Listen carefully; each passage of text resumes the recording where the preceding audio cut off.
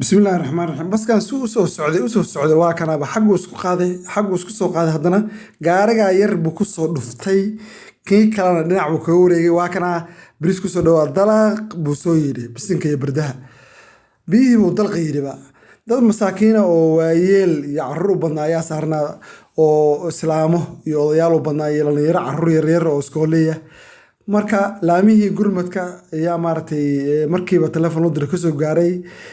waa caasimadda labaad ee dalka Raashiya ee magaceeda marka la soo gaabiyo loo yaqaan ST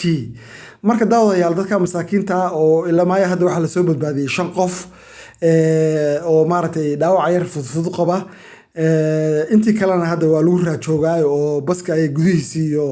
meeshii biyihii baa laga baadgoobayaa sidaa daraadeed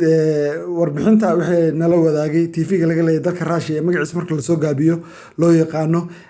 RT ayaan ka soo xigtay barnaamijkan dhacdadan waxay dhacday 2 saacadood ka hor dadka masaakiinta ayayna ku dhacday waa maalin jabca u soo duceeyay maaragtay in Ilaahay ka soo badbaadiyo Allahna uu soo hanuuniyo hanuunkana Allah ayaa iska leh waana maasantiin barnaamijkan shir gareeya